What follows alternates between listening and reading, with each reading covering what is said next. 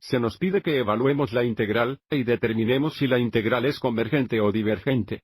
Analizando el intervalo de integración y la función integrada, observe cómo hay discontinuidad en x igual 3, lo que significa que, para evaluarlo, tendremos que escribir esto como un límite. Sin embargo, antes de hacer esto, porque la integral requiere sustitución en u, primero realicemos la sustitución en u. Hagamos que u igual x, 3, y, por lo tanto, du es igual a derivada de x, 3 veces de x. Du igual 1 de x o simplemente de x. Y ahora escribamos el integral con respecto a ti. Si u es igual a x, 3 y du igual de x, tenemos 6 dividido entre u al cuadrado du. Y ahora vamos a encontrar los nuevos límites de integración con respecto a u. Los límites de integración de 3 a 4 valores x, no valores u. Con la ecuación u igual x, 3. Observe cuando x igual 3, u es igual a 3, 3 o 0. Y cuando x es igual a 4, u es igual a 4, 3 o 1. Y ahora, analizando el integral con respecto a ti, fíjate cómo tenemos discontinuidad en u igual 0. Lo que significa que necesitamos escribir esto como un límite. La integral de f es igual al límite.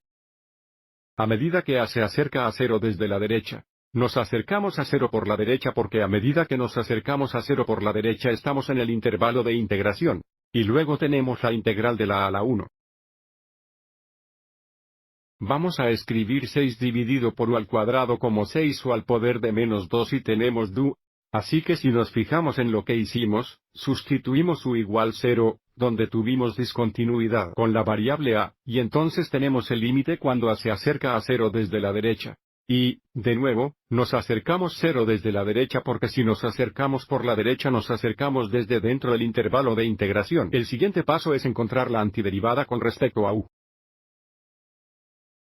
Tenemos el límite como se acerca a 0 desde la derecha de 6 veces hasta la potencia de menos 1 dividido por menos 1. Los límites de la integración porque tú eres de la a la 1. Bueno, 6 dividido entre menos 1 es menos 6. Vamos a descomponer el menos 6. Tenemos menos 6 veces el límite cuando a se acerca a 0 desde la derecha. Nos queda con u a la potencia de menos 1, que es 1 dividido por u.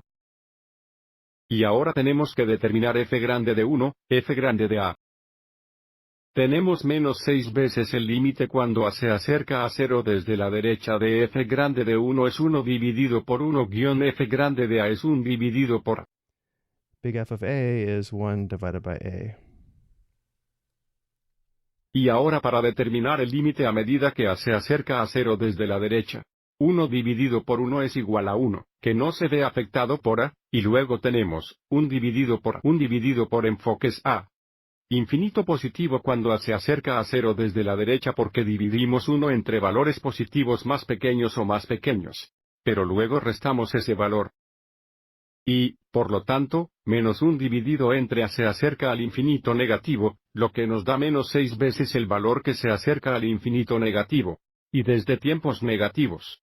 Un negativo es positivo, el valor del original límite la integral de f se acerca al infinito positivo. Y desde el infinito positivo no es un número real, decimos que la integral diverge o es divergente. Si el límite existiera y teníamos un número real, entonces diríamos que la integral es convergente o converge. Espero que esto te haya resultado útil.